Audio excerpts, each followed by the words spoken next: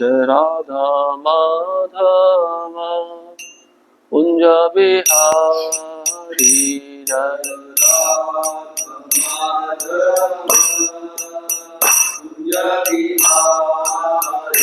जय गोपी जन वल्लभ गिरिवरधारी जय गोपी जन वल्लभ गिरिवरधारी यशोदानंदन व्रज जन रंजन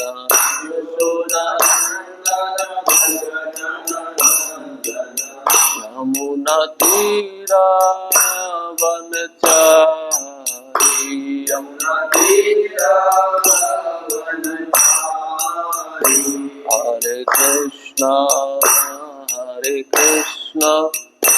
कृष्ण कृष्ण हरे हरे हरे राम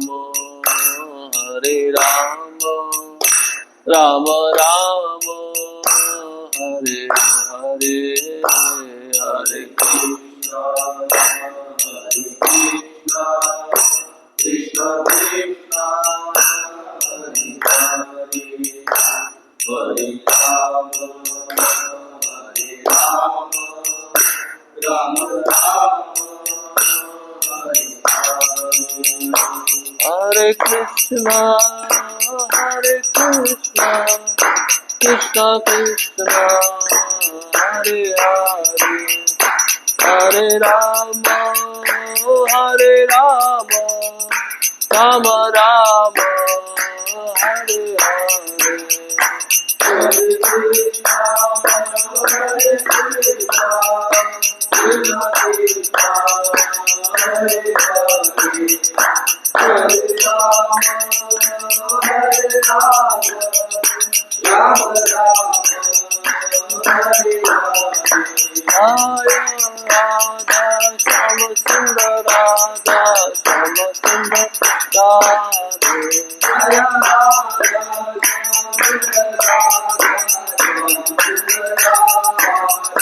हरे प्रभुपदा प्रभुपदा प्रभुपदा श्रील प्रभुपदा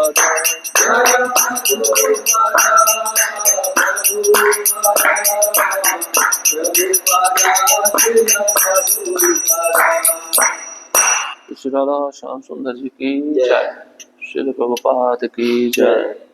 समवेत गौर भक्त वृंद की जय। जय जय श्री चैतन्य जय नित्यानंद जय अद्वैत चंद्र जय गौर भक्त वृंद जय जय श्री चैतन्य जय नित्यानंद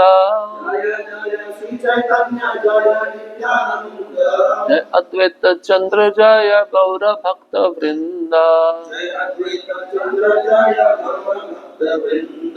जय जय श्री चैतन्य जय नित्यानंद जय अद्वैत चंद्र जय गौर भक्त वृंद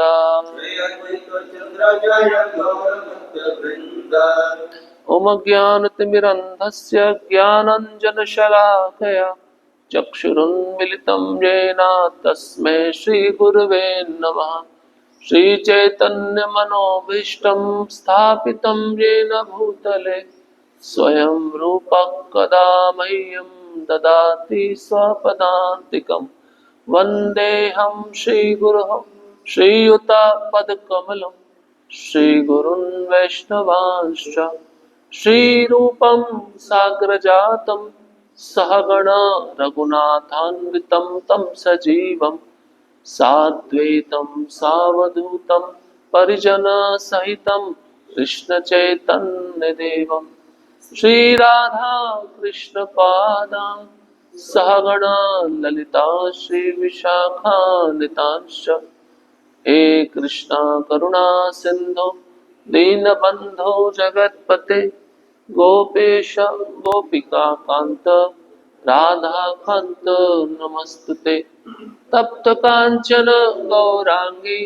राधे वृंदावनेश्वरी वृषभानुसुते देवी प्रणमामि हरिप्रिये। वाञ्छा कल्पतरुभ्यश्च कृपा सिन्धुभ्य एव च पतितानां पावनेभ्यो वैष्णवेभ्यो नमो नमः। नमो महावदन्याय कृष्णप्रेमप्रदायते कृष्णाय कृष्णचैतन्य नामिने गौरद्विषे नमः। नमः ॐ विष्णुपादाय कृष्णपृष्ठाय भूतले श्रीमते भक्तिवेदान्त स्वामिनिति नामिने। नमस्ते सारस्वते देवे गौरवाणी प्रचारिणे निर्विशेषा शून्यवादी पाश्चात्य देशतारिणे। जय श्री कृष्ण चैतन्य प्रभु नित्यानंद श्री अद्वैत गदाधर श्रीवासादि गौर भक्त वृंद। हरे कृष्णा कृष्णा कृष्णा हरे हरे हरे राम राम राम हरे हरे। हरे कृष्णा। तो आज बहुत ही पवित्र दिवस है। हमारे गुरु शिष्य परंपरा में 3 आचार्यों का तिरोभाव है। उन आचार्यों की जीवनी पर बोलने से पहले आप सभी भक्तों के चरणों में मैं कृपा की याचना चाहता हूँ। मुझे कुछ अनुमति दीजिए जिससे मैं उनके जीवन चरित्र का गुणगान कर सकूं। तो अश्विन महीना शुक्ल पक्ष द्वादशी तिथि, आज वही तिथि है। हमारे परंपरा में जो षड गोस्वामी आते हैं, जो चैतन्य महाप्रभु के प्रत्यक्ष शिष्य माने जाते हैं, उनमें से 2 आचार्यों का तिरोभाव है। और तीसरे आचार्य जिन्होंने चैतन्य चरितामृत का लेखन किया, श्रील कृष्णदास कविराज गोस्वामी, उनका भी आज तिरोभाव दिवस है। तो षड गोस्वामियों में से रघुनाथ दास गोस्वामी, रघुनाथ भट्ट गोस्वामी और चैतन्य चरितामृत का लेखन करने वाले श्रील कृष्णदास कविराज गोस्वामी। तो इनका हम जीवन चरित्र आज संक्षिप्त में श्रवण करेंगे। कभी कभार ऐसा लगता है कि भागवतम श्रवण करना चाहिए। हम सुनते हैं ना, व्यक्ति भागवत और ग्रंथ भागवत, है ना। तो ग्रंथ भागवत में जो सिद्धांत होते हैं वो सब सिद्धांत व्यक्ति भागवत में पाए जाते हैं, जो महान भागवत कहलाता है। तो उन भक्तों का चरित्र श्रवण करना भी भागवतम ग्रंथ के श्रवण करने के बराबर है। और भगवान बहुत ज्यादा प्रसन्न होते हैं अगर उनके भक्तों का जीवन हम श्रवण करें। और नरोत्तम दास ठाकुर कहते हैं कि मेरा जो आहार है, जो मेरा ग्रास है, वो इन षड गोस्वामियों की चरण धूलि है। तांदेर चरण सेवी भक्त सनेवास जन्म हई यही अभिलाष। नरोत्तम दास ठाकुर कहते हैं मैं भगवान से प्रार्थना करता हूँ जन्म जन्म मुझे भक्तों का संग मिले और उनके चरणों की सेवा मिले। यही मेरी बस यही अभिलाषा है, यही मेरी कामना है। और श्रील प्रभुपाद जी कहते हैं कि हमारे जो परंपरा में षड गोस्वामी हैं, इनके पद चिन्हों पे हमें चलना चाहिए। इन्होंने हमें भगवान से विरह भाव कैसे उत्पन्न किए जाए सिखाया। उसी विरह भाव में हम भगवान का चिंतन ज्यादा से ज्यादा कर सकते हैं। सर्वप्रथम हम कृष्णदास कविराज गोस्वामी का जीवन चरित्र श्रवण करेंगे। इन्होंने चैतन्य चरितामृत लिखा।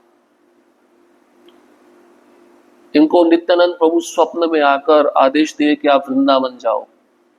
लेकिन कब आदेश दिए, इसके पीछे एक सुंदर कथा है।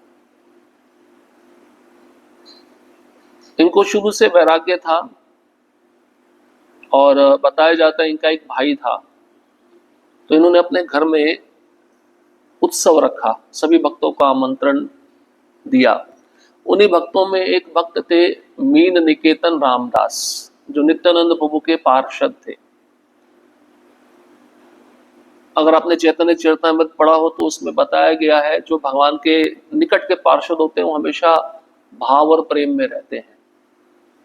मीन निकेतन रामदास के पास एक बांसुरी थी और वो नित्यानंद प्रभु के चरण कमलों में ध्यान मग्न रहते थे और भाव में आकर वो बांसुरी किसी को मारते भी थे और थप्पड़ भी मारते थे।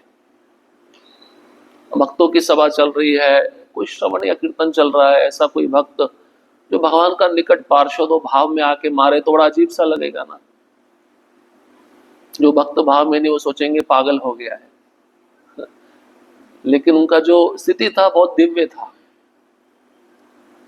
तो उस स्थिति को वो पुजारी जो श्री कृष्णदास कविराज गोस्वामी के घर में उत्सव के समय बुलाए गए थे, पुजारी का नाम था गुणार्णव मिश्र, उन्होंने देखा तो उनको अच्छा नहीं लगा। मीन निकेतन रामदास भी देख लिए कि ये महाप्रभु को मानता है लेकिन नित्यानंद प्रभु को नहीं मानता। तो मीन निकेतन रामदास ने कहा, एक और रोमर्शन सूत आ गया। रोमर्शन सूत के बारे में सुने, जो व्यासासन पे बैठ के कथा कर रहे थे तो भगवान बलराम जी उस सभा में प्रवेश किए तो ये सम्मान में उठे नहीं, तो बलराम जी ने तृण के द्वारा इनका गला काट दिया, इनकी मृत्यु कर दी। मीन निकेतन रामदास के कहने का अर्थ क्या था, आप भगवान को मान रहे हो जो स्वयं चैतन्य महाप्रभु है, लेकिन उनके जो परम पार्षद है नित्यानंद प्रभु जो उनसे अलग नहीं है, आप उनको नहीं मान रहे हो तो आप भगवान की पूजा कैसे कर रहे हो। तो उनको क्रोध आया, क्रोध में उन्होंने बांसुरी तोड़ दी और वहां से चले गए। ये दृश्य श्री कृष्णदास कविराज गोस्वामी देख रहे थे, उनको बहुत दुख पहुंचा और साथ ही साथ कृष्णदास कविराज गोस्वामी के भाई भी देख रहे थे। लेकिन कृष्णदास कविराज गोस्वामी के मन में एक भाव पैदा हुआ और उनके भाई के मन में दूसरा भाव पैदा हुआ। कृष्णदास कविराज गोस्वामी के भाई के मन में भी ये भाव था, वो महाप्रभु को मानते थे लेकिन नित्यानंद प्रभु को नहीं मानते थे। तो कृष्णदास कविराज गोस्वामी सोचने लगे, ऐसे घर में मैं क्यों रहूं जहां पे भगवान के पार्षदों को स्वीकार नहीं किया जाता। तो प्रार्थना करने लगे कि मुझे यहां से जाना है। उसी रात को नित्यानंद प्रभु सपने में आए, किसके? श्री कृष्णदास कविराज गोस्वामी को। उन्होंने कहा वृंदावन निकल जाओ, और वृंदावन जाने का मार्ग भी दिखाया। उसी रात को श्री कृष्णदास कविराज गोस्वामी बूढ़े थे, वृद्ध हो चुके थे, 90 वर्ष से अधिक आयु थी, निकल गए। अब कहाँ रहूंगा, क्या खाऊंगा, कुछ पता नहीं, पूरी तरह से भगवान की कृपा पे आश्रित। चलते चलते श्री कृष्णदास कविराज गोस्वामी राधा कुंड के तट पे पहुंच गए। वृंदावन का ही भाग है और वहां पे जाकर थोड़ा समय व्यतीत किया, कुछ समय वृंदावन में व्यतीत किया। और महाप्रभु के जो भक्त वृंदावन में रहते थे वो जानते थे कि वृंदावन दास ठाकुर एक ग्रंथ लिखे हैं जिसका नाम है चैतन्य भागवत। उस ग्रंथ में उन्होंने महाप्रभु की संक्षिप्त लीला बताई है। महाप्रभु का जन्म कैसे हुआ, उसके बाद में उनकी नव यौवन लीला, पौगंड लीला संक्षिप्त में बताई है। लेकिन जब वृंदावन दास ठाकुर चैतन्य भागवत को आगे लिखने लगे तो महाप्रभु के साथ साथ नित्यानंद प्रभु की लीला लिखने में तल्लीन हो गए। तो महाप्रभु के बारे में जो गुह्य लीला थी वो लिखना भूल चुके थे, या उन्होंने लिखा भी था तो संक्षिप्त में लिखा था, पूरा डिटेल में नहीं लिखा था। शायद ऐसा भी आचार्य कहते हैं, अगर उन लीलाओं को लिखा जाता तो ग्रंथ का संकलन बहुत बढ़ जाता, उसका वॉल्यूम बहुत बढ़ जाता। तो चैतन्य भागवत में महाप्रभु की जो जगन्नाथपुरी की लीला वो नहीं दी गई। तो वृंदावन में जो महाप्रभु के भक्त रहते थे वह श्री कृष्णदास कविराज गोस्वामी के पास आए और उनको पता था ये साधारण भक्त नहीं है कि सपने में स्वयं नित्यानंद प्रभु आए हैं, तो कुछ ना कुछ उद्देश्य होगा। तो वृंदावन में जो महाप्रभु के भक्त रहते थे उन्होंने चरणों में निवेदन किया श्री कृष्णदास गोस्वामी के और कहा कि आप एक ग्रंथ लिखिए जिसमें महाप्रभु की गुह्य लीला का वर्णन हो, जिसे हम सुनना चाहते हैं।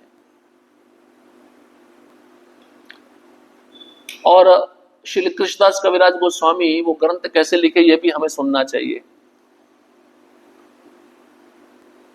महाप्रभु की जब अंत लीला हो रही थी 18 वर्ष जगन्नाथपुरी में, तो उनके साथ दो ही पार्षद रहते थे, स्वरूप दामोदर गोस्वामी और रघुनाथ दास गोस्वामी। तो स्वरूप दामोदर गोस्वामी उस लीला को देखकर, कौन सी लीला को, चैतन्य महाप्रभु की लीला को देखकर नोट्स बना लेते थे, श्लोक लिख लेते थे, और वो श्लोक रघुनाथ दास गोस्वामी को बोलते थे इसको याद करो। रघुनाथ दास गोस्वामी जब राधा कुंड के तट पे आए तो उन्होंने राधा कुंड के तट पर 3 घंटा प्रवचन दिया इन्हीं लीलाओं के आधार पर, इन्हीं श्लोकों के आधार पर, और उसी श्रोता मंडली में बैठकर कृष्णदास कविराज गोस्वामी नोट्स बनाते थे, जिसके आधार पर ये पूरा चैतन्य चरितामृत लिखा गया। अब ये भक्तों ने तो बोला आप एक ग्रंथ लिखिए, तो ये सबसे पहले कोई ग्रंथ लिखना हो तो वो साधारण बात है क्या ग्रंथ लिखना? तो ग्रंथ लिखने से पहले किसकी कृपा की याचना करनी चाहिए? भगवान की और उनके शुद्ध भक्तों की। उनकी अनुमति मिले तभी आप ग्रंथ लिख सकते हो, अन्यथा आपकी योग्यता नहीं, और आप लिखने भी जाओगे तो कुछ ठीक से नहीं लिख पाओगे। तो ये तुरंत राधा मदन मोहन जी के मंदिर में गए। आज वो विग्रह करौली में है, राजस्थान में है, लेकिन उस समय वो विग्रह वृंदावन में थे।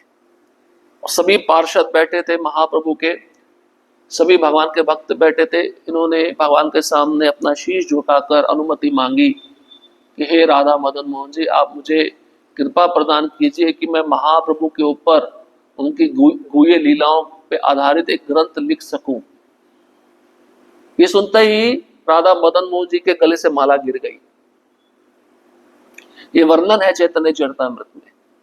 तो सब भक्तों ने देखा, भक्तों ने समझा, भगवान की अनुमति मिल गई। तो पुजारी ने आके वही माला श्रील कृष्णदास कविराज गोस्वामी के गले में डाली, और उसके बाद में श्रील कृष्णदास कविराज गोस्वामी वहां पे सभी भक्तों के चरणों को प्रणाम करने लगे, आप भी मुझे अनुमति दीजिए। सबने बोला साधु साधु। अब वो ग्रंथ लिखने बैठे। सबसे पहले उन्होंने अंत्य लीला लिखी। कभी आपने सुना है लेखक कोई कविता लिखने बैठे और अंतिम कविता वो पहले लिखे? क्यों लिखा उन्होंने ऐसा? क्योंकि 2 कारण बताए गए हैं। पहला कारण, वो समझ चुके थे मेरी मृत्यु किसी भी समय हो सकती है, क्योंकि लिखते समय हाथ हिल रहा था, कांप रहा था, और कुछ बोला नहीं जा रहा था, दिखाई नहीं दिया जा रहा था, सुनाई नहीं दिया जा रहा था। उस अवस्था में श्री कृष्णदास कविराज गोस्वामी ग्रंथ लिखे। सबसे पहले अंत्य लीला, जिसमें अगर आप पढ़ेंगे, जगन्नाथपुरी में महाप्रभु 18 साल रहे, तो रात्रि के समय उनका जो श्रीमती राधा रानी से विरह था कितना बढ़ जाता था। उस विरह में उनके शरीर की हड्डियों में 6-6 इंच गैप आ जाता था, और आंखों से गंगा के समान अश्रुधारा बहती थी, शरीर का रंग बदलता था, और वो कछुए का रूप बनाकर उनके अंग अंदर की तरफ चले जाते थे। ये सब लीलाएं उन्होंने अंत्य लीला में प्रस्तुत किया है। इसलिए श्रील भक्ति सिद्धांत सरस्वती ठाकुर महाराज कहते हैं, अगर पूरे ब्रह्मांड में सारे ग्रंथ जल जाएं, केवल 2 ग्रंथ बचे, श्रीमद् भागवतम और चैतन्य चरितामृत, वो दोनों ग्रंथ काफी है मानव जीवन का कल्याण करने के लिए।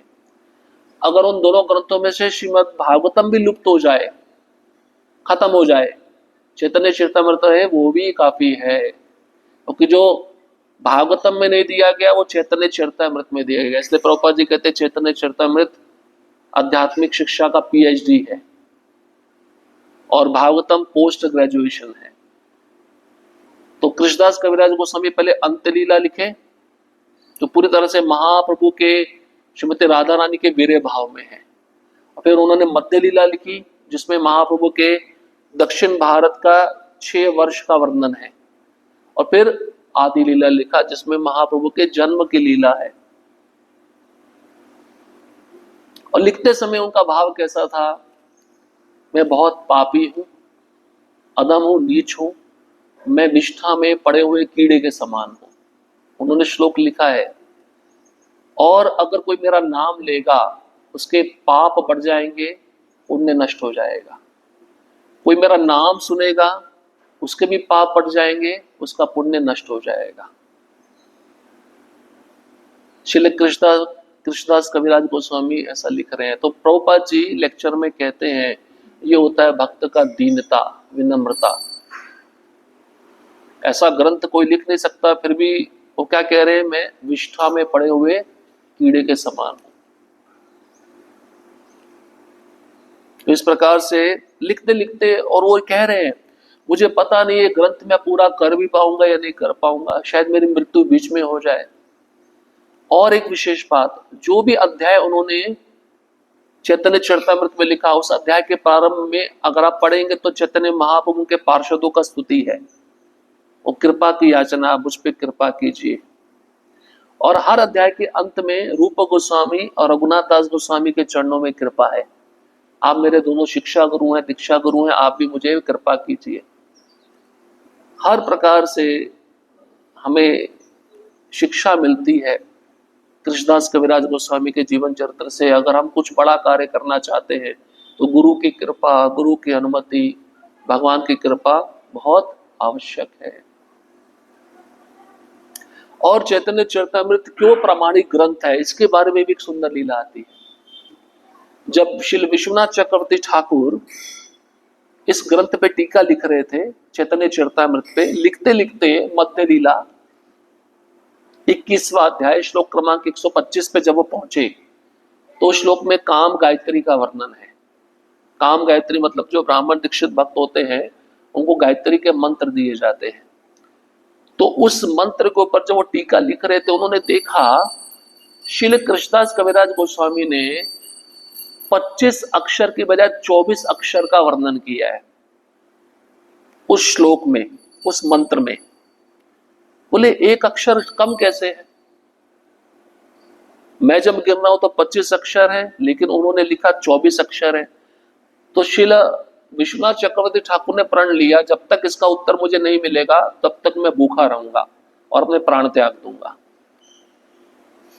तो उन्होंने राधा कुंड के तट पर श्रील विश्वनाथ चक्रवर्ती ठाकुर बैठ गए इस प्रश्न का उत्तर जानने के लिए। अब कौन देगा इस प्रश्न का उत्तर? काम गायत्री स्वयं श्रीमती राधा रानी है।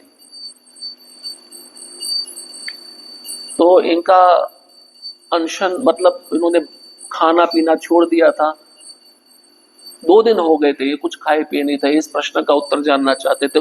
उसी रात्रि को श्रीमती राधा रानी सपने में आई और उन्होंने कहा ये जो श्री कृष्णदास कविराज गोस्वामी है ये कस्तूरी मंजरी है मेरी लीला में, मेरी अष्ट सखियों में से एक है, और इन्होंने जो लिखा है बिल्कुल सही लिखा है, क्योंकि अ अक्षर के बाद अगर बी अक्षर आता है तो वो ना के बराबर है, उसको गिना नहीं जाता। इसलिए उनके लिखे हुए पर तुम संदेह मत करो। तब श्री विश्वनाथ चक्रवर्ती ठाकुर महाराज को कृष्णदास कविराज गोस्वामी के द्वारा लिखित ग्रंथ की प्रामाणिकता, सिद्धता प्राप्त हुई कि कितना महान ग्रंथ है। और आज भी वो जगह है जहां पे उन्होंने बैठकर चैतन्य चरितामृत लिखा था, और आज भी उनका समाधि मुख्य रूप से राधा दामोदर मंदिर में है, लेकिन पुष्प समाधि राधा कुंड के तट पे है। आज हम देख सकते हैं उनका समाधि। तो भगवान श्री कृष्ण और श्रीमती राधा रानी की लीला में कस्तूरी मंजरी है। इनका जो आध्यात्मिक स्वरूप है वह है कस्तूरी मंजरी। बहुत ही विशेष भक्त, भगवान और भगवान के भक्तों पे कैसे आश्रित रहा जाए, इनके चरित्र से हमको सीखने को मिलता है। और इतनी बड़ी सुंदर कविता चैतन्य चरितामृत नामक ग्रंथ में इन्होंने रचना किया जो कोई कर नहीं सकता। ऐसा ग्रंथ उपलब्ध नहीं होता अगर ये लिखते नहीं। तो ऐसे आचार्यों के हमारा ऐसे आचार्यों के प्रति कृतज्ञता होना चाहिए। कृतज्ञता कैसे होगा? हम उन ग्रंथों को पढ़ के उनकी शिक्षाओं को जब अपने जीवन में उतारेंगे, ये हमारी कृतज्ञता उनके प्रति। दूसरे आचार्य श्री रघुनाथ भट्ट गोस्वामी, जिनका आध्यात्मिक स्वरूप राग मंजरी है। श्री कृष्णदास कविराज गोस्वामी कस्तूरी मंजरी, श्री रघुनाथ भट्ट गोस्वामी राग मंजरी। तो चैतन्य महाप्रभु ने जैसे हरदास ठाकुर जी को नामाचार्य की पदवी दी थी, ऐसे ही रघुनाथ भट्ट गोस्वामी को चैतन्य महाप्रभु भागवत आचार्य बुलाते थे। इनको भागवत आचार्य की पदवी दी गई थी। कारण क्योंकि चैतन्य महाप्रभु भागवतम जब इनके मुख से सुनते थे, एक श्लोक के 3 या 4 राग में गाते थे और इनकी आवाज कोयल के समान थी। और ऐसा बताया गया है जब बचपन में ये काशी में रहते थे, तपन मिश्र के पुत्र थे, तो उसी समय महाप्रभु वृंदावन जाते समय काशी में आए थे और इनके घर पे रुके थे। तपन मिश्र जो इनके पिता थे, इन्होंने महाप्रभु को आमंत्रण दिया, आप मेरे घर में आइए, प्रसाद ग्रहण कीजिए। तो जब प्रसाद लेते थे महाप्रभु, उसका उच्चिष्ट पूरे परिवार को मिलता था। तो परिवार में ये 10 साल के पुत्र थे रघुनाथ, तो ये महाप्रभु के मुख से कथा भी सुनते थे, उनके चरण कमलों को मसाज भी करते थे, दबाते भी थे, उनका दर्शन भी प्राप्त करते थे और उनका उच्चिष्ट भी ग्रहण करते थे। अब ऐसा करते करते जितने समय तक महाप्रभु वहां पे रहे, महाप्रभु जब वृंदावन की तरफ जाने लगे तो इनको वियोग होने लगा रघुनाथ को। ये 10 वर्ष के बालक थे। इन्होंने कहा मुझे भी अपने साथ ले चलो। इनके पिता ने भी कहा हम भी आपके साथ जाएंगे। महाप्रभु ने मना कर दिया। महाप्रभु ने कहा अभी आप छोटे हैं, अभी घर पे रहिए, जब आपके माता पिता आपको अनुमति देंगे तब आप वृंदावन में आना या मेरे से मिलने जगन्नाथपुरी आना। तो इस बात को अपने जीवन में स्वीकार करके रघुनाथ भट्ट अपने घर में रहने लगे, माता पिता की सेवा करने लगे। लेकिन जब बड़े हो गए तो माता पिता से उन्होंने एक बार पूछा, मैं महाप्रभु को मिलने के लिए जगन्नाथपुरी जाना चाहता हूँ। तो माता पिता वैष्णव थे, उन्होंने अनुमति दे दिया, आप चाहिए। तो उनकी माता ने बहुत सारे पकवान बनाकर एक गठरी में बांधकर उनको दिया कि आप महाप्रभु को जगन्नाथपुरी में जाके सब पकवान अर्पण करना। अब ये चल पड़े काशी से, वाराणसी से इन्होंने प्रारंभ किया चलना और जाना था जगन्नाथपुरी की तरफ। अब रास्ते में इनको एक व्यक्ति मिला जिसका नाम था रामदास विश्वास, और उसकी जीवा पे सदैव राम राम राम ये रहता था। 24 घंटा वो राम राम बोलता रहता था। तो रामदास विश्वास का इच्छा हुआ कि मैं रघुनाथ भट्ट को मदद करूं उनका सामान उठाने में। रघुनाथ भट्ट बहुत नम्र थे, वो कहने लगे आप मेरा सामान मत उठाइए, मैं अपना सामान उठा लूंगा। लेकिन बोले नहीं नहीं, मुझे वैष्णव का सेवा करने का एक मौका मिला है, आप ऐसा मत कीजिए। बहुत आग्रह करने पर उन्होंने अपना सामान दे दिया। तो काशी से लेके जगन्नाथपुरी की यात्रा में रामदास विश्वास रघुनाथ भट्ट गोस्वामी के साथ में रहे। रघुनाथ भट्ट गोस्वामी जैसे ही जगन्नाथपुरी पहुंचे तो महाप्रभु ने आलिंगन दिया रघुनाथ भट्ट गोस्वामी को, लेकिन रामदास विश्वास के बारे में पूछा भी नहीं, उनकी तरफ देखा भी नहीं। कारण बताया गया है क्योंकि रामदास विश्वास राम राम तो बोलते थे अपने जीवा से, लेकिन उनका उद्देश्य था मैं राम बन जाऊं या राम के शरीर में विलीन हो जाऊं, मायावाद। महाप्रभु ने उनकी तरफ देखा भी नहीं। तो रघुनाथ भट्ट गोस्वामी 8 महीना महाप्रभु के साथ में रहे जगन्नाथपुरी में। तो महाप्रभु ने गोविंद को कहा रघुनाथ भट्ट गोस्वामी के रहने की व्यवस्था कीजिए। अब रघुनाथ दास गोस्वामी के रहने की जब व्यवस्था हो गई तो वो कुछ सब्जियां खरीद कर महाप्रभु को आमंत्रण करते थे अपने घर में, अपने निवास स्थान पे प्रसाद के लिए। ऐसा बताया गया है रघुनाथ भट्ट गोस्वामी बहुत एक्सपर्ट कुक भी थे, बहुत सुंदर भोजन बनाते थे। और महाप्रभु के हाथों का जब भोजन खाते थे, महाप्रभु के हाथ के बने हुए भोजन का बहुत स्तुति करते थे, आपके जैसा कोई बना नहीं सकता, आपके हाथों में बहुत अमृत है,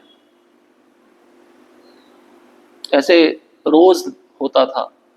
और रघुनाथ भट्ट गोस्वामी को भी संग मिलता था महाप्रभु का, महाप्रभु की लीलाओं को देखने का। ऐसा करते करते 8 महीना बीत गया। अब महाप्रभु ने कहा आप वापस जाइए, आपके माता पिता वृद्ध हो गए हैं, आप उनकी सेवा करिए। 3 आज्ञाएं दी, 3 उपदेश दिए चैतन्य महाप्रभु ने रघुनाथ भट्ट गोस्वामी को। पहला उपदेश, कभी शादी मत करना, आजीवन ब्रह्मचारी रहना, पहला आदेश। दूसरा आदेश, आपके माता पिता वैष्णव हैं, जब तक वे संसार में उनकी सेवा करना।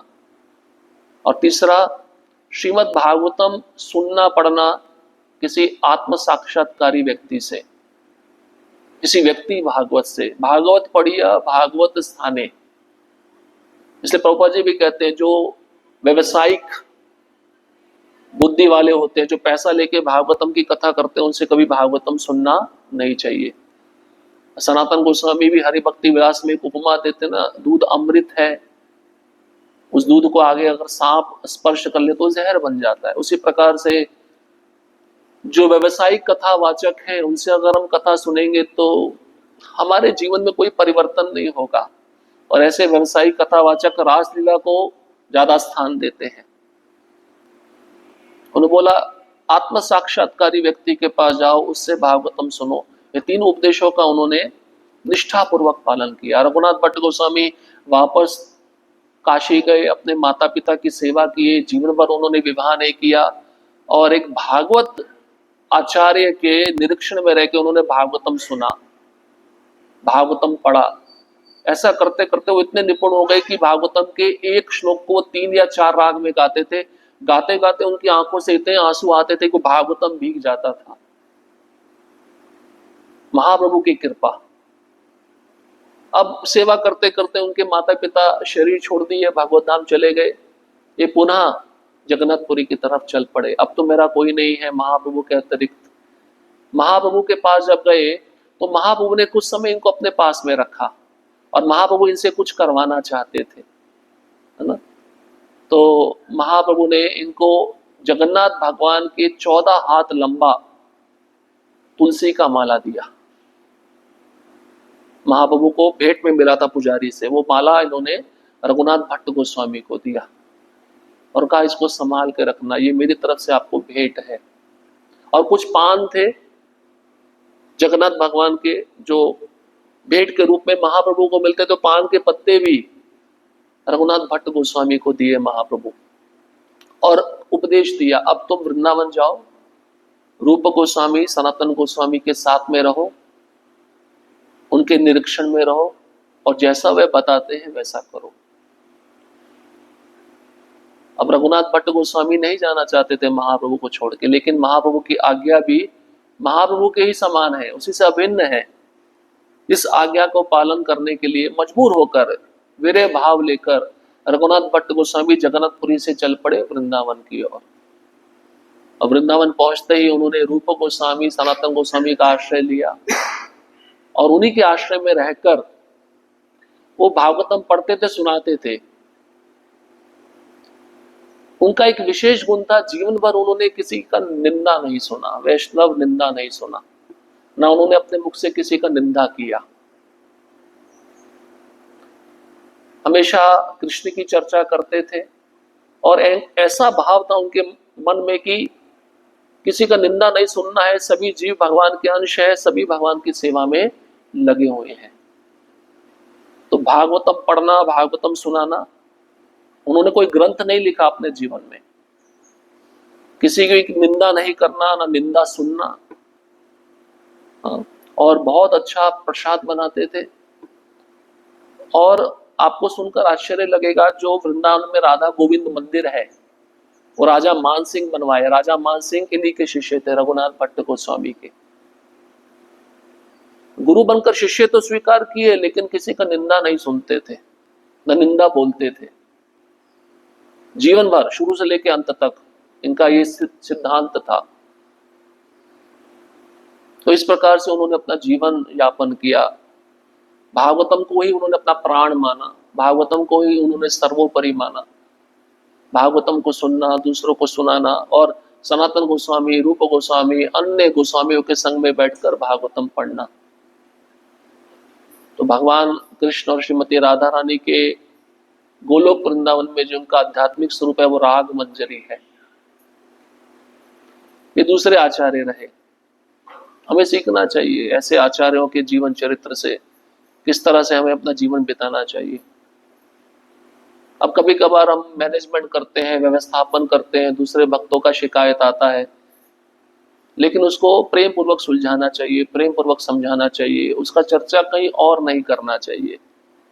दूसरी ओर चर्चा करने पर फिर वो श्रीधर स्वामी के अनुसार निंदनम दोष कीर्तनम हो जाता है। तो जिसको वो सेवा मिला है उसको वो सेवा करना चाहिए, लेकिन अपने से छोटे हैं वो इन बातों की चर्चा कर रहे हैं, ये ठीक नहीं, वो उनके आध्यात्मिक जीवन के लिए अच्छा नहीं है। और हमारे तीसरे आचार्य श्री रघुनाथ दास गोस्वामी, इनको बचपन से ही हरदास ठाकुर का संग प्राप्त हुआ था। हरदास ठाकुर इनके घर में आते थे क्योंकि इनके पिता का नाम गोवर्धन मजूमदार और इनके चाचा का नाम हिरण्य मजूमदार, बहुत बड़े उद्योगपति, उद्योगपति तो नहीं कह सकते, उस समय मुगलों का राज था, मुसलमानों का शासन था। उस समय कर ग्राहक, टैक्स इकट्ठा करना, लोगों से टैक्स इकट्ठा होता था लाखों के रूप में, उसमें से कुछ टैक्स अपने पास में रखना। तो श्रील प्रभुपाद जी कहते हैं आज से 500 साल पहले उनके पिता का जो आय था, आय मतलब इनकम, एक साल का 1 लाख रुपए था। कितना होता होगा सोचिए, अभी के जमाने में अगर आप उसको कैलकुलेट करोगे तो बहुत ज्यादा संपत्ति होती है। तो एक लौते पुत्र, धनाढ्य परिवार से संबंधित, लेकिन बचपन में हरदास ठाकुर का संग प्राप्त हुआ। हरदास ठाकुर को देखते थे, हरदास ठाकुर के मुख से हरे नाम सुनते थे, सुनते सुनते उनके जीवन में वैराग्य आने लगा और हमेशा वे घर से भाग जाना चाहते थे, भागकर महाप्रभु के पास जाना चाहते थे, महाप्रभु के आंदोलन में शामिल होना चाहते थे। लेकिन बारंबार इनके पिता इनके पीछे सिक्योरिटी लगाकर इनको वापस ले आते थे, बॉडीगार्ड। रोज इनका काम हो गया था घर से भागना, सिक्योरिटी गार्ड उनको ढूंढते थे, पकड़ के वापस लाते थे। ऐसा कोई दिन बीतता नहीं था ये भागे ना हो घर से। एक दिन उन्होंने चिट्ठी लिखा महाप्रभु को, महाप्रभु मैं घर से भागना चाहता हूँ, वैरागी बनना चाहता हूँ, आपकी सेवा करना चाहता हूँ, क्या करूं? तो महाप्रभु ने उनको बहुत सुंदर एक उत्तर दिया, अभी योग्य समय नहीं है वैराग्य लेने का। आप ऐसे रहो जैसे कोई स्त्री शादीशुदा होकर पर पुरुष से प्रेम करती है, चिंतन पर पुरुष का करती है लेकिन रहती पति के साथ में है। रहो तुम संसार में लेकिन चिंतन भगवान का करो, ये सिद्धांत समझाया। हम बंदरों की तरह जो मरकट वैराग्य है वो इसको स्वीकार मत करो। तुम्हारा जब आयु हो जाएगा, परिपक्व हो जाओगे, तब तुम वैराग्य स्वीकार कर सकते हो। तब से रघुनाथ जब छोटे थे उस सिद्धांत को अपने जीवन में उतारे और प्रतीक्षा करने लगे वो योग्य समय कब आएगा।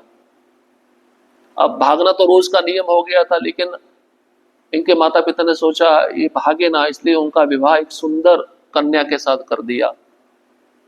और संपत्ति भी बहुत थी।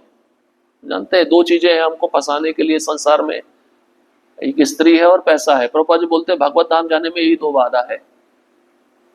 अब और भी बाधा हो सकती है, पद हो सकता है, लाभ पूजा प्रतिष्ठा भी हो सकता है, इसी के साथ जुड़ा हुआ है। ये चीजें जब जीवन में आती है तो बाकी चीजें भी आ जाती हैं। तो उनकी माँ, रघुनाथ दास के माता पिता के बीच में संवाद चल रहा था, शादी हो गया, पैसा भी बहुत है, फिर भी घर से भाग जाता है, क्या कारण है? तो उनकी माँ ने उनके पिता को बोला कि अगर तुम इसको जंजीरों से भी बांध दोगे तब ये जंजीरें उसका कुछ नहीं कर सकती, क्योंकि ये चैतन्य चंद्र के लिए पागल हो चुका है। इसको अगर ब्रह्मा जी का भी पद मिले कि ब्रह्मा जी का पद भी ठुकरा देगा। इंद्र ध्रुवलोक में भी इसकी इच्छा नहीं जाने की। फिर संसारिक ऐश्वर्य के विषय में क्या कहा जाए, भक्त तो ऐसे संसारिक ऐश्वर्य को विष्ठा के समान मानता है। पैसा कुछ नहीं है इसके लिए, और तुमने जो शादी किया इसका सुंदर पत्नी लाए वो भी इसको बांध नहीं पा रही। तो एक दिन मौका मिल गया भागने का। उसके पीछे भी बहुत सुंदर कथा है, विस्तार पूर्वक आपको नहीं बता पाएंगे। जब भागे तो उल्टी दिशा में जाने लगे। 12 दिन इनको लगा बंगाल से जगन्नाथपुरी जाने में, और जंगल का रास्ता लिया। जो नॉर्मल रास्ता होता है जिस पे लोग चलते हैं वो रास्ता नहीं स्वीकार किया। क्यों? क्योंकि मेरे माता पिता पकड़ लेंगे। 12 दिनों में केवल 3 बार खाया, और 3 बार खाने से इनका शरीर पूरा कृशकाय हो गया, सिकुड़ गया, शरीर में कोई जान नहीं रही। जब 12 दिन के बाद महाप्रभु के पास पहुंचे तो स्वरूप दामोदर कहने लगे, महाप्रभु रघुनाथ दास गोस्वामी आपको प्रणाम कर रहे हैं। तो प्रणाम करके जब उठे, उन्होंने हाथ जोड़ा, प्रार्थना की आप मुझे स्वीकार कीजिए। महाप्रभु ने फिर उनको स्वरूप दामोदर के हवाले कर दिया, तुम इसकी देखरेख करो। अब कुछ समय के बाद वो सिंह द्वार पर जाकर भिक्षा मांगते थे। कुछ शुरुआत में तो महाप्रभु का उच्चिष्ट मिला, प्रसाद मिला, लेकिन उन्होंने सोचा ये हमेशा इस पे निर्भर रहना ठीक नहीं है, वैरागी बनने के लिए आया हूं। तो वैरागी व्यक्ति का क्या लक्षण है? आश्रम में हम आते हैं, भक्त लोग आते हैं भगवान की सेवा करने के लिए, अपना जीवन समर्पित करते हैं गुरु के चरणों में। उनको कैसा जीवन बिताना चाहिए? रघुनाथ दास गोस्वामी का जीवन चरित्र पढ़ें। तो उन्होंने सिंह द्वार पे जाकर भिक्षा मांगना शुरू किया। भिक्षा मांगने लगे तो मन में भाव आता ना, आज इस व्यक्ति ने मुझे दिया तो कल भी यही देगा। अब किसी व्यक्ति के पास गए, नहीं दिया तो उसके बारे में बुरा भाव आता था, ये क्यों नहीं दिया, गलत व्यक्ति है, अच्छा व्यक्ति नहीं है। तो ये मेरे को खिला रहा तो ये बहुत अच्छा है, ये मेरे को नहीं दे रहा तो अच्छा नहीं है। तो उन्होंने ऐसा सोचा, मैं वेश्यावृत्ति कर रहा हूं, ये मेरे लिए अच्छा नहीं है। तो उन्होंने उस वृत्ति को भी छोड़ दिया। फिर वो फूड फॉर लाइफ में जाके खाने लगे, जहां भंडारा होता है ना, अब भंडारे में जो मिल गया वो खा लिया। अब ऐसा तो व्यक्ति नहीं कह सकता ना कि अच्छा क्यों नहीं बनाया, अच्छा क्यों नहीं दिया। आश्रम में तो बोल सकते हैं, लेकिन वहां पे नहीं बोल सकते आप। तो वहां पे वो खाने लगे। और पिता पैसे भेजते थे, उस पैसे से क्या करते थे, प्रसाद खरीद कर महाप्रभु को बुलाते थे। महाप्रभु बड़े खुश हुए शुरुआत में तो, चलो मुझे बुला रहा है प्रसाद के लिए, लेकिन बाद में समझ में आया मेरा पिता तो विषय व्यक्ति है, भक्त है नहीं, उसका पैसे से मैं खरीद कर महाप्रभु को खिला रहा हूं, ये अच्छा नहीं है। उन्होंने बुलाना छोड़ दिया। तो महाप्रभु ने स्वरूप दामोदर को पूछा, आजकल रघुनाथ दास मुझे प्रसाद के लिए बुलाते नहीं, क्या बात है? स्वरूप दामोदर कहने लगे, वो समझ गए हैं विषय व्यक्ति का जो पैसा होता है, अगर उससे कोई भक्त अन्न खाए, प्रसाद खाए, उसका मन मलिन हो जाएगा, और मलिन मन से फिर कोई भक्त कृष्ण का स्मरण नहीं कर सकता, उसकी भक्ति नहीं हो सकती, उसका भजन नष्ट हो जाएगा। फिर आपका प्रश्न उठेगा, वो जो डोनेशन जो आता है कर्मी व्यक्ति देते हैं, फिर क्या किया जाए, खाना छोड़ दिया जाए? दो तरीके हैं, प्रेम पूर्वक भगवान को अर्पण करते हैं, वो कर्म नष्ट होता है, लेकिन साथ ही साथ हमें अपने शरीर को बनाए रखने के लिए उतना खाना चाहिए जिससे हम भगवान की सेवा कर सके। ये उद्देश्य अपना के आप अगर बाहर से आए हुए दान को स्वीकार करोगे तो कोई समस्या नहीं है। अगर अपना मन पसंदीदा खा रहे हो, आवश्यकता से अधिक खा रहे हो, भजन नष्ट कर देगा फिर आपका, ये समझना चाहिए। अब उसके बाद में इन्होंने क्या किया, वो वृत्ति भी उन्होंने छोड़ दी, फूड फॉर लाइफ में भी खाना बंद कर दिया।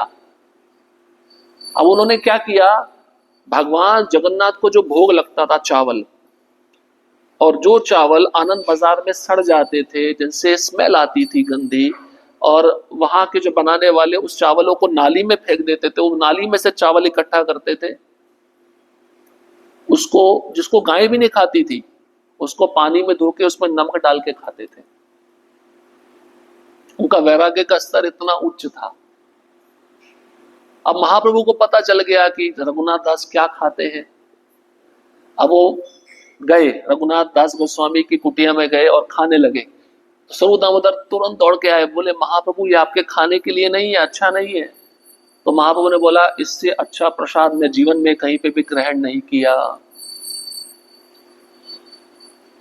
लेकिन रघुनाथ दास गोस्वामी को रोना आ रहा था, महाप्रभु ऐसा क्यों कर रहे हैं, ऐसा क्यों खा रहे हैं।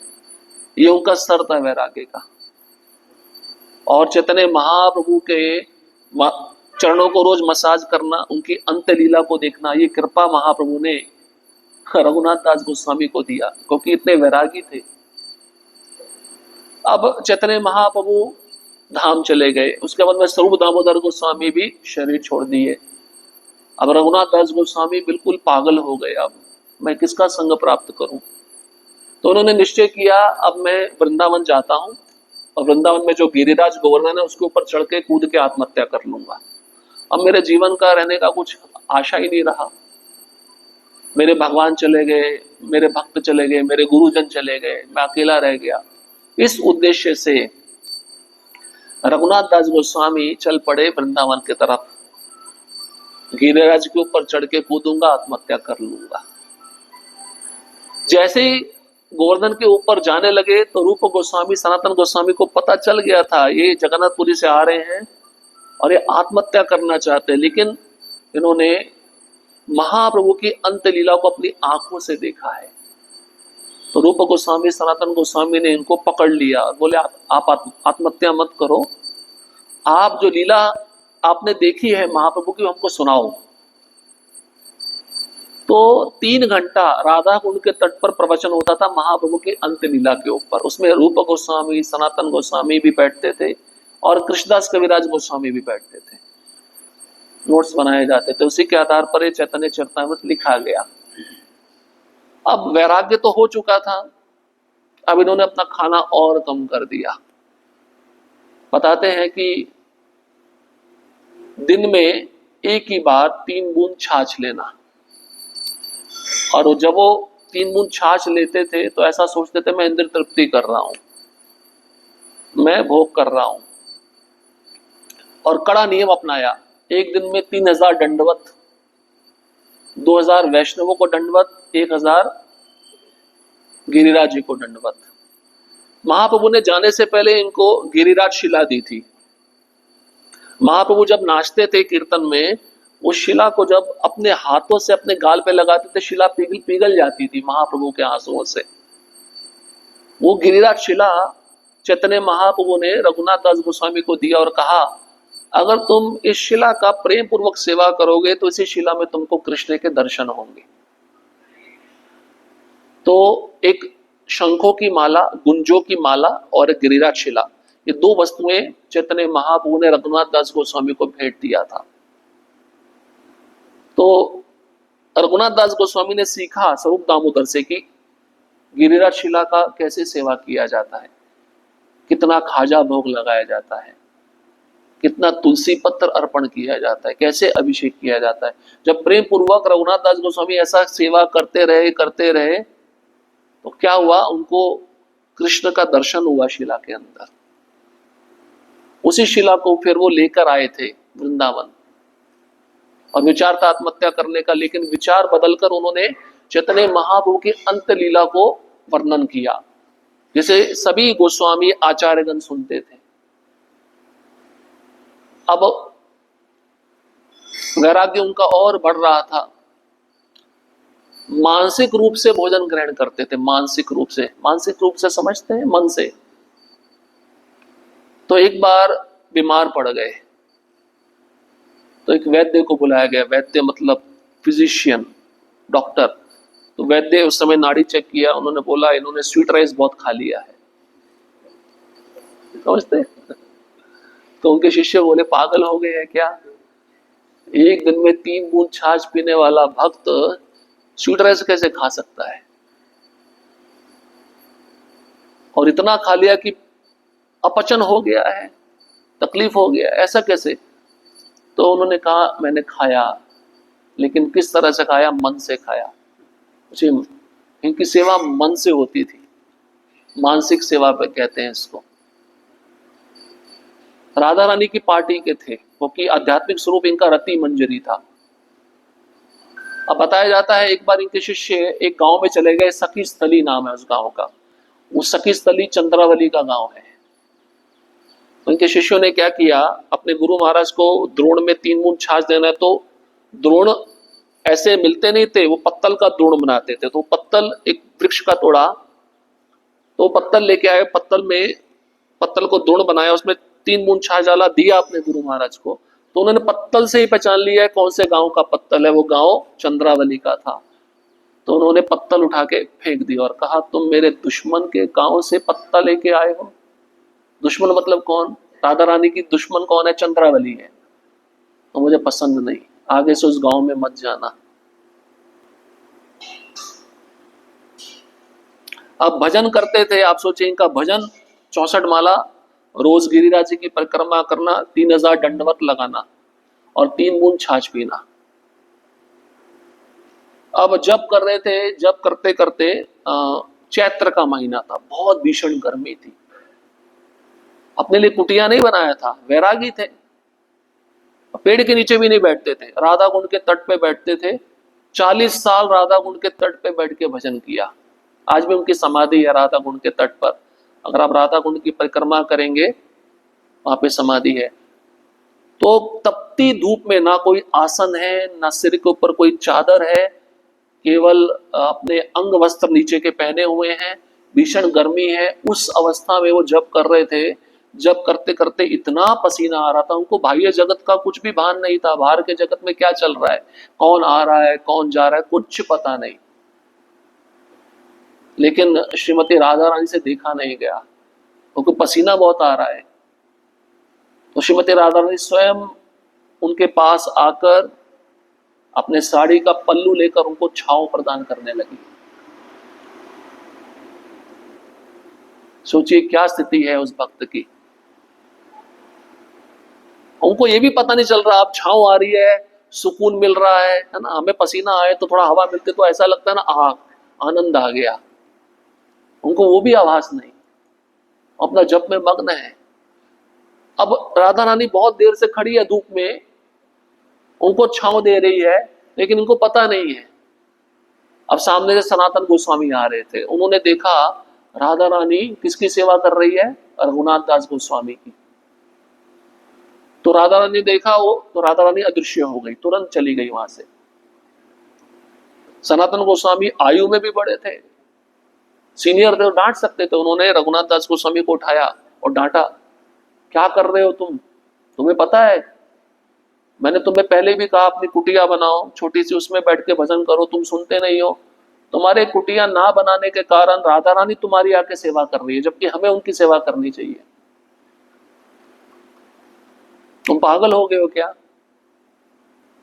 आध्यात्मिक स्वरूप में ये रति मंजरी है, राधा रानी के पास में रहती है, तो राधा रानी की भी इच्छा करती है ना, मैं भी अपने सेविकाओं की सेवा करूं। वो भाव था राधा रानी का। सनातन गोस्वामी डांट रहे हैं, ये ऐसा नहीं करना चाहिए तुमको। अब फिर भी इन्होंने सुना नहीं। अब अगली बार क्या हुआ, ये जब कर रहे थे, राधा कुंड का तट था, उस समय वृंदावन जंगल रहता था, पूरा जंगल, शेर घूमते थे। तो 2 शेर आ गए, ये जब कर रहे हैं, वो पानी पी रहे राधा कुंड से। कौन? शेर। और इनको कुछ पता नहीं है। उसी समय सनातन गोस्वामी भी सामने।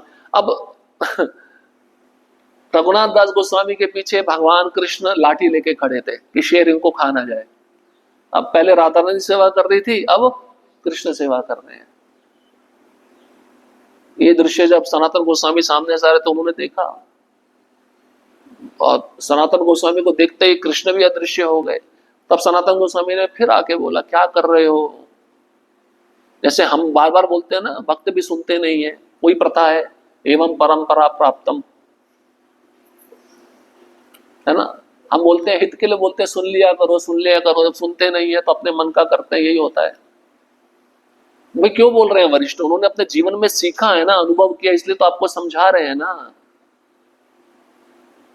तो स्वयं आके सनातन गोस्वामी ने डांटा, तुमको पिछली बार भी बोला था, अब राधा रानी क्या, अब तो कृष्णा के सेवा कर रहे तुम्हारी, तुमको पता नहीं है।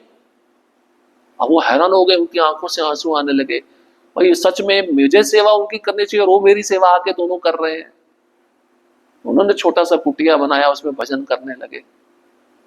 40 साल राधा कुंड के तट पे रहे, और मानसिक रूप से 3 बार स्नान करते थे। मानसिक रूप नहीं, शारीरिक रूप से करते थे, बताया जाता आज भी करते हैं वो स्नान। राधा कुंड में 3 बार स्नान करते थे, राधा कुंड में झाड़ू लगाते थे, क्योंकि राधा रानी की सखी है ना, अष्ट सखियों में से एक मुख्य सखी है रति मंजरी। और अंतिम समय में उन्होंने राधा रानी के चरणों में प्रार्थना किया, अब मैं आपके चरणों में आना चाहता हूं। उन्होंने आज के दिन ही राधा कुंड के तट पे अपना शरीर छोड़ दिया। तो आज भी बताते हैं, महानिधि महाराज अपनी पुस्तक में लिखते हैं, समाधि पुस्तक में, आज भी रघुनाथ दास गोस्वामी अपनी समाधि में से निकलते हैं, पर किस वही बात है कि जो शुद्ध भक्त है वही देख सकता है उनको। और 3 बार राधा कुंड में स्नान करते हैं, समाधि के अंदर चले जाते हैं। तो ऐसे आचार्य हैं हमारे, ऐसी आचार्यों की परंपरा से हम जुड़े हुए हैं। हमें और कहीं जाने की आवश्यकता नहीं है। इसलिए इन तीनों आचार्यों का आज तिरोभाव है, बहुत विशेष तिथि है। इनके चरणों में हमें प्रार्थना करना चाहिए। इन्होंने कैसा जीवन बिताया, कभी भी स्वीट नहीं खाए थे रघुनाथ दास गोस्वामी अपने जीवन में, जीवा पे मिष्ठान का एक टुकड़ा भी नहीं लेते थे, उन्होंने जीवा को चखने नहीं दिया मीठा, और उनका सिद्धांत पत्थर पे खिंची हुई लकीर था। मतलब जो नियम है चाहे बूढ़े हो गए करना ही है। तपस्या, वैराग्य, नम्रता, ये महाप्रभु के पार्षदों में कूट कूट के गुण भरे हुए हैं। इसलिए ऐसे आचार्यों का हमें शरण लेना चाहिए और प्रार्थना करनी चाहिए जैसे वो सेवा अपने गुरुजनों की कर पाए वैसी सेवा हम अंश मात्र में श्रील प्रभुपाद जी और अपने गुरु महाराज का कर पाए। श्रील कृष्णदास कविराज गोस्वामी तिरुभाव तिथि महामहोत्सव की जय। श्रील रघुनाथ भट्ट गोस्वामी तिरुभाव तिथि महामहोत्सव की जय। श्रील रघुनाथ दास गोस्वामी तिरुभाव तिथि महामहोत्सव की जय।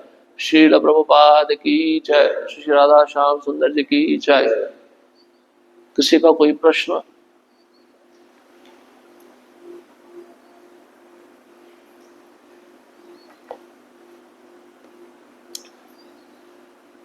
ठीक है, समाप्त करते हैं। हरे कृष्णा।